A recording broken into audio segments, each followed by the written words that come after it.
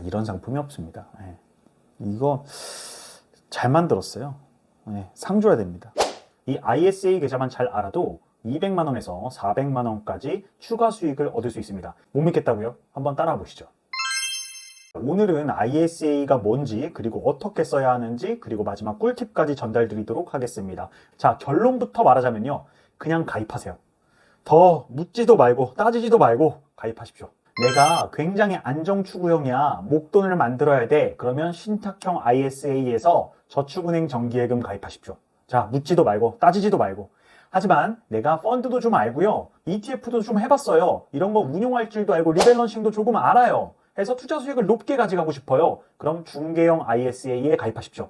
제가 왜 이 말을 드리는지 뒤에 쭉 설명을 한번 드려보겠습니다. 먼저 ISA 뭐죠? Individual Saving Account예요. 개인형 종합자산관리계좌.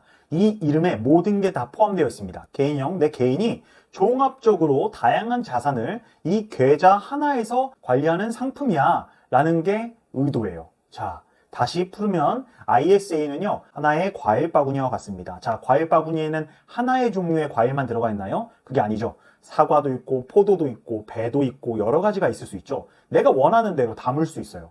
똑같습니다. ISA 계좌도요, 물론 상품에 따라 조금은 다르지만 뭐 ETF도 담을 수 있고요, ELS도 담을 수 있고요, 예금도 담을 수 있고, 적금도 담을 수 있고, 펀드도 담을 수 있고, 여러 가지를 모두 다 담을 수 있다라는 겁니다. 내가 원하는 기호에 맞게, 내가 투자하고 싶은 상품에 맞게 담을 수 있다.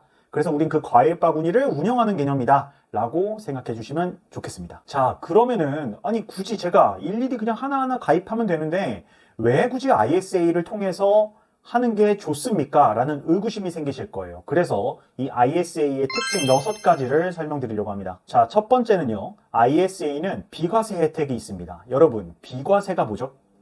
대부분 적금이나 예금 만기되면 여러분들은 이자소득세라고 해서 15.4% 내가 얻은 수익에서 떼고 받으신 경험이 있으실 거예요. 자, 비과세는 즉 25.4% 떼는 것 자체도 과세 안 하고 너한테 수익으로 다 줄게, 이런 개념입니다. 과세하지 않는다 라고 이해를 해주시면 돼요. 조금 더 자세하게 예를 들어볼까요?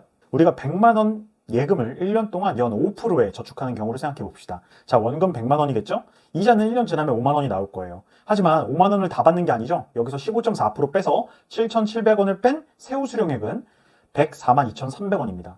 즉 105만 원을 모두 다 받지 못하죠. 자, 비과세는 뭡니까? 이거를 105만 원 다 받을 수 있게 해준다라는 겁니다. 이 비과세라는 혜택 자체가 실질적으로 수익률에는 대략 0.5%에서 0.6% 가산되는 효과가 생겨요. 그렇기 때문에 여러분들에게 무조건 도움이 되겠죠. 특히 목돈을 모으려고 하시거나 아니면 자산을 운용하려고 하시는 분들한테 이 ISA는 필수적입니다. 자, 그럼 얼마까지 비과세 될까요? 제가 뒤에 조금 더 표를 통해서 자세하게 설명드리겠지만 일반적으로 5천만 원 미만, 내 급여가 연 5천만 원 미만이신 분들은 연간 400만 원까지, 내 순이익이 400만 원까지는 비과세라는 거예요.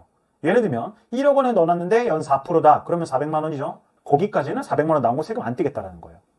이해되셨죠? 하지만 내 연봉이 5천만 원 이상이다 라고 하는 시점부터는 200만 원, 200만 원까지 비과세가 됩니다. 자, 두 번째는요, 바로 복리 효과를 누릴 수 있다는 겁니다. 은행에서 예금을 가입하면요, 여러분 모두 다 단리입니다. 단리와 복리의 차이 간단하게 말씀드리면, 단리는 예를 들어서 100만 원 원금이 아까 있었죠. 100만 원 원금에 5% 이자라고 생각해 봅시다. 그러면 100만 원에 5%가 붙는 거잖아요. 나중에 또 지나더라도 100만 원에 5%가 붙는 거예요. 원금에만 붙는 게 단리죠. 하지만 복리는 뭡니까? 100만 원에 5%가 붙었죠? 그럼 105만 원 됐어요? 그럼 이제 105만 원에 5%가 또 붙는 거예요. 그래서 눈덩이처럼 불어나는 게 복리라고 하죠. 이 ISA는요, 그런 복리의 효과를 누릴 수 있습니다.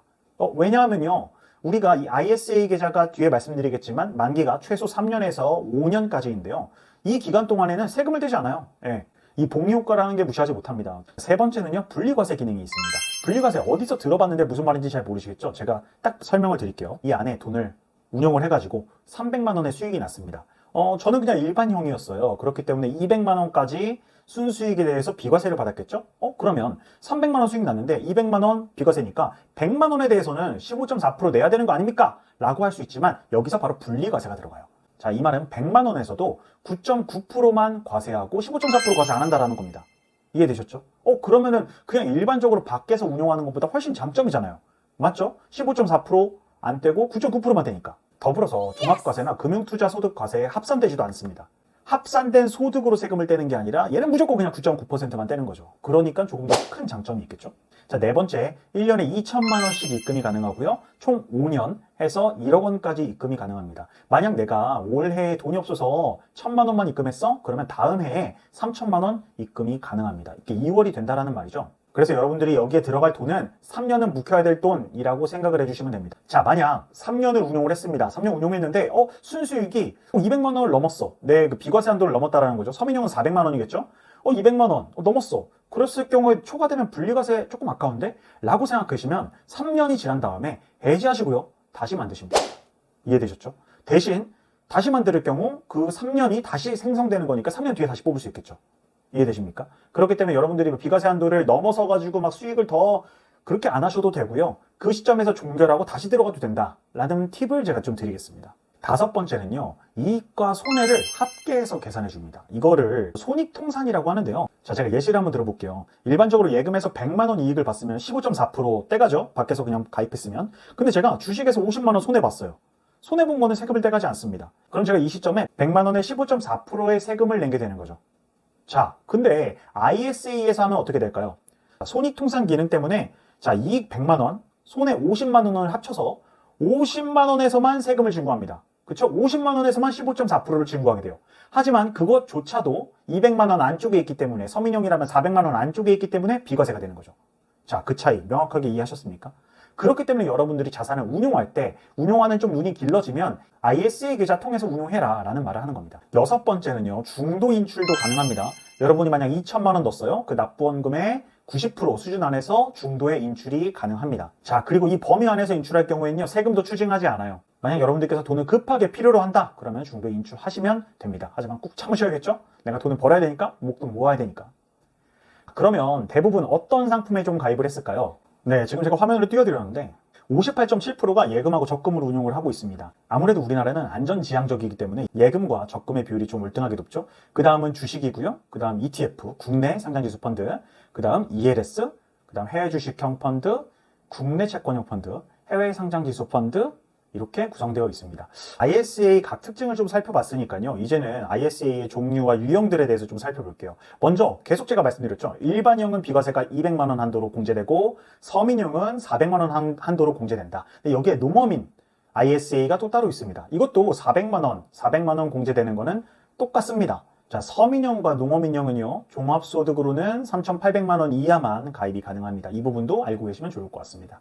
자, 그 다음에 더 중요한 특징들이 있죠. 제가 앞단에 말씀드렸던 ISA의 종류입니다. 자, 첫 번째 일임형, 두 번째 신탁형, 세 번째 중개형 이렇게 있습니다. 여러분들은 결국 하나의 ISA 상품을 선택하셔야 됩니다. 뭐 여기 하나, 뭐 일임형 하나, 신탁형 하나 이렇게 못해요. 그렇기 때문에 나의 성향과 현재 나의 상황에 맞게 선택하셔야 된다는 겁니다. 제가 위에서 말씀드렸죠. 자, 신탁형 정기예금으로 가입하실 분 누굽니까? 내가 목돈을 모으고 나 돈 잃는 거 너무 싫어. 그냥 나는 정기예금만 하는 사람이야. 그러면 신탁형 ISA 은행에서 가입하시고 거기에서 저축은행 정기예금 가입하셔라. 5천만 원까지 예금자 보호 되고 저축은행 정기예금이기 때문에 일반 시중은행 정기예금보다 금리 높죠? 비과세 혜택 있죠? 장점들이 많다. 자, 그렇고요. 만약 내가 투자를 좀 해봤고 ETF도 할 줄 알고 ELS도 할 줄 알고 주식도 조금 한다. 이거를 ISA에서 운용하고 싶다. 그러면 중개형 ISA에 가입하시고 이건 증권사를 통해서 가입하셔야 된다는 겁니다. 자, 세부적인 특징 좀 살펴볼게요. 먼저 중개형은요. 중개만 해주는 겁니다. 채권, 주식 이런 곳에 다 투자가 가능하고요. 자, 주식뿐만 아니라 채권, 수익증권, 국내 ETF, ETN, RP 다 가입 가능합니다. 온라인으로도 가입이 가능하고요. 증권사 앱, 여러분들이 자주 사용하시는 증권사 앱을 통해서 가입하시면 됩니다. 자, 그 다음 신탁형 ISA입니다. 투자자가 직접 이것도 운영을 하는 거예요. 중개형처럼. 자, 직접 투자 대상을 선택을 하고요. 투자하는 거는 중개형과 똑같습니다. 하지만 신탁형 ISA의 특징이자 단점 중 하나는 주식을 살 수가 없습니다. 그리고 ETF도 살 수가 없습니다. 예금, 뭐 RP, 파생결합증권 뭐 이런 것도 가능합니다만 많이들 안 하시니까요. 그렇기 때문에 여기는 그냥 내가 예금을 운영해야겠다라고 하시는 분들이 대부분 가입을 하십니다. 은행에서 가입이 가능하고요. 또한 신탁형은요, 신탁 보수가 기본적으로 들어가 있습니다. 거기에다가 상품별 보수를 추가적으로 또 납입을 하는 거기 때문에 정기 예금이 아니라면, 정기 예금은 좀 수수료가 싸요. 막 운용을 할 게 없잖아요. 그게 아니라면 신탁형은 수수료가 높은 편입니다. 네. 일임형을 한번 살펴볼게요. 일임형은요, 일임한다, 맡긴다라는 거죠. 전문가한테 내 돈을 맡기는 겁니다. 그래서 투자 성향에 맞게 다양한 상품들을 맡길 수 있고요. 하지만 수익률이 항상 플러스가 난다라는 그건 아닙니다. 그리고 누군가한테 맡기고 그 사람이 운용해 주니까 저렴할까요? 아, 비쌉니다. 이것도 수수료가 비싸다라는 거 인지하고 계셔야 됩니다. 하지만 내가 운영하기가 너무 귀찮다. 나 이런 건 다 모르겠고 그냥 네가 해줘. 라고 할 때는 일회용 ISA도 나쁘지 않고요. 이거는 은행과 증권사 모두 다 가입이 가능합니다. 하지만 여기서도 일회용 ISA에서도 정기예금을 가입할 수는 없다라는 거를 하나 기억해 주십시오. 어떤 방법이든 간에요. 내가 돈을 모으고 있다, 돈을 불리겠다라고 하면 ISA는 정말 필수입니다. 복잡해 보이지만 제가 아까 말씀드렸던 6가지 특징들이 있기 때문에 활용하신다면 너무 좋은 상품이고요. 그리고 여러분이 이 돈을 어떻게 사용할 건지, 언제 사용할 건지에 따라서 맞는 포트폴리오 전략을 짜셔야 된다는 겁니다. 이 부분 기억해 주시고요. ISA 2탄 영상으로 찾아뵙도록 하겠습니다. 네, 생존게임 마스터 최한이었습니다. 구독하고 좋아요 그건 해주시고 다 끄셔도 돼요. 감사합니다. 끝. 종결 영상.